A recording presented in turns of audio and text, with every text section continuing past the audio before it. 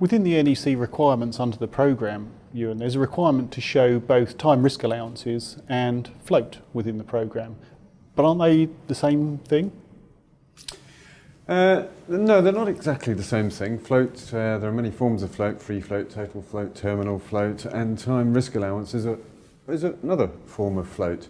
It's the amount of time that a planner might allow in addition to the actual time to carry out, say, an excavation. He might allow 23 days, and he may say, well, I'm going to allow 25 days in my programme for this, with a couple of days time risk allowance to account for breakdowns or things like that. Then the free float or total float is the amount of time that activity can slip before it causes delay.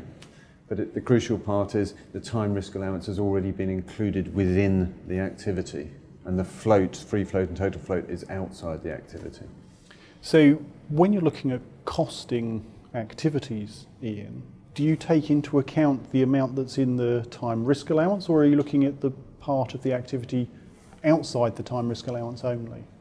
Well, I think when you look at the costing of the project, there's always an allowance for some form of contingency or risk money from the contractor's perspective.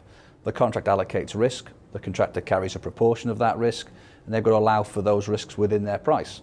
In the same way, they've got to allow for them in the time for their activities. So they should really marry up, that the contractor should be saying, I'm doing the excavation work, it's 23 days, but I'm going to price it taking 25 days because I may have some days when the men are standing for bad weather within the 1 in 10 year threshold or because of plant breakdowns, etc. So they should mirror each other. And that's why I think, time risk allowances, some people seem to see it as a strange concept, but actually it's just another way of allowing a contingency element to cover for the contractor's own risks. So the cost risk allowance should, if we can call it that, the cost risk allowance should be tied back to the time risk allowance so that you can see that transparency between the... Yeah, absolutely. For me, that they should mirror, but what you tend to find is that when people estimate, they may use averages. Yeah. So average rates already incorporate an element of the general breakdowns, the general disruption to activities, so you get a rate, but that includes a proportion of downtime. Whereas sometimes you may see activities as a single activity and the time risk allowance not separately identified because it's built into the time of the activity as a whole, albeit the contract requires it to be identified separately.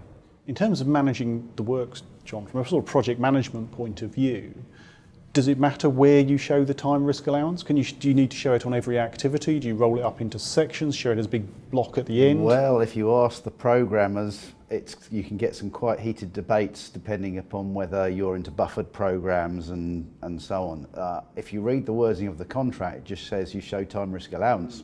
So based on that, providing you're showing it somehow, you're in the clear as a contractor.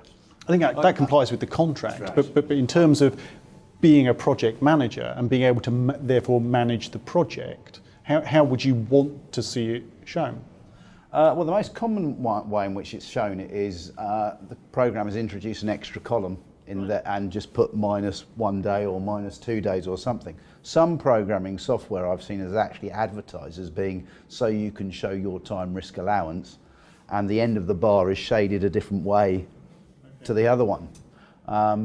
If you're using buffer programs, which they have their uses, they're not the nirvana and to be used at all times, then you might put them at the end of a sequence of activities.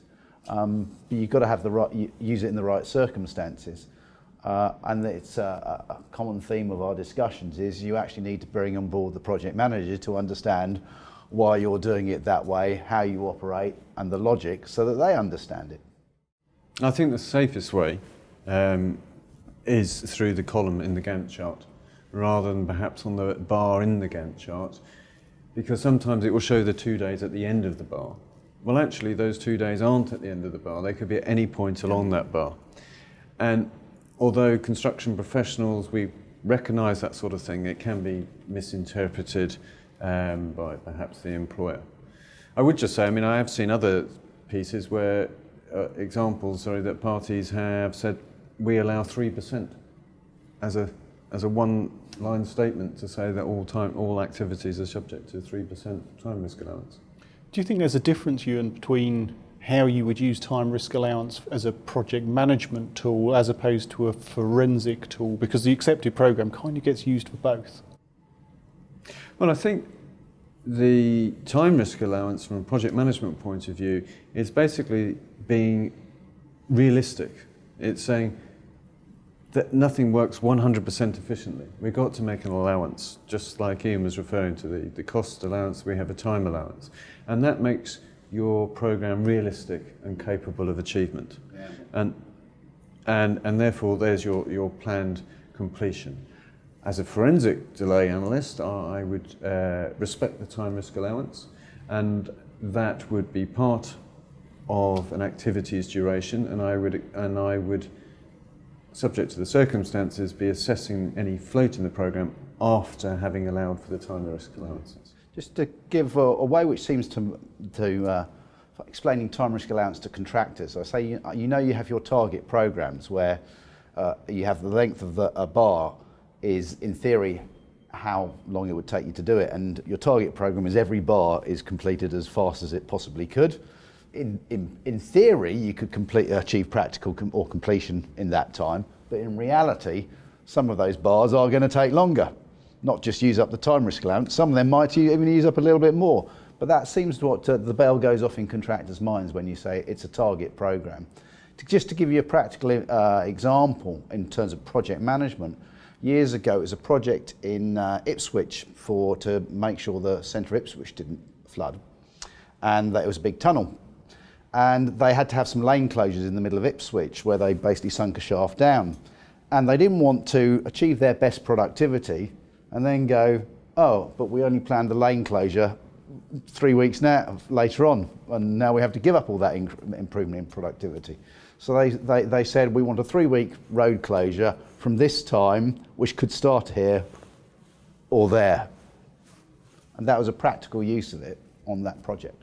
I think trying to summarise what we've talked about, time risk allowances are similar to possibly a subset of float, but they are treated slightly differently.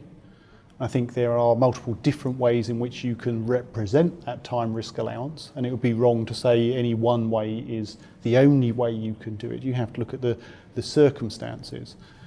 But underlying all of that, the contract does have a requirement, firstly for you to show a time risk allowance, and it is sensible and prudent commercial realism to have that time risk allowance and to make sure that the time risk allowance correlates to your cost risk allowance, that it all joins up. Thank you all very much. Thank you.